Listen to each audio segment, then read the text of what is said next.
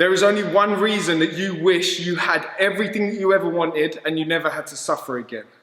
And that is that you haven't thought about it deeply enough. This is something that I think about a lot. Yeah, this is something that I've contemplated before very deeply, and that I always remember every time I'm going through a bit of a rough patch, that I feel a bit crap, that I find myself wishing I wasn't in the situation that I was in, wishing things were better, wishing I had this, wishing I had that. Every single time I revert back to this contemplation, this thing that I contemplated, yeah? So imagine this, yeah? Go down an imaginary street with me, close your eyes if you want. Just imagine that you are in an absolutely blissed out state, yeah? Think about the most blissed out state you've ever been in your life, most content, and times that by 1,000,000.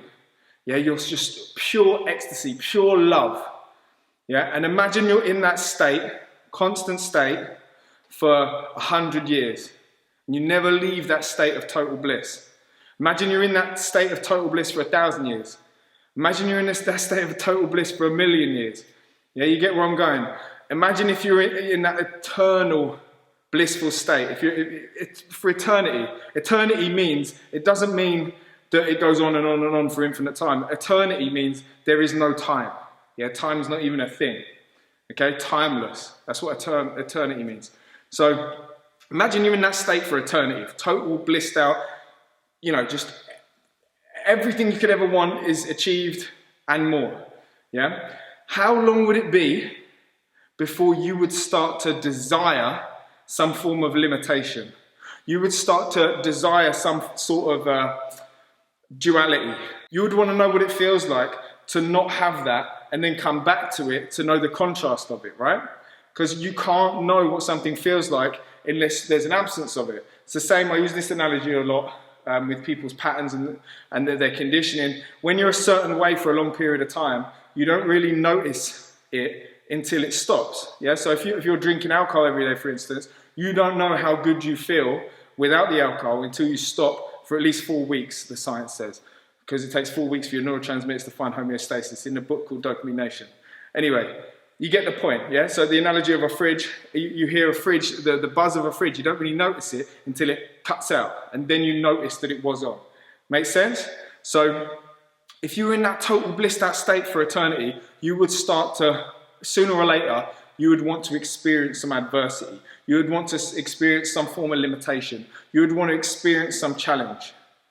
Yeah, so maybe that's what this is all about. Maybe that's why we're here in these limited bodies. Ram Dass said that dying, apparently it's like taking off a tight shoe. It's a release, you know, a release of energy, a release of like a constraintment, confinement, limitation. So maybe that's what this is all about. Maybe we chose to come here and we chose to forget that when we die, we go revert back to that blissful state. We come in to experience limitation and forget that we are some eternal, powerful, limitless beings. Yeah, and we're just here for a temporary time so we can experience the contrast of limitation and challenges, okay?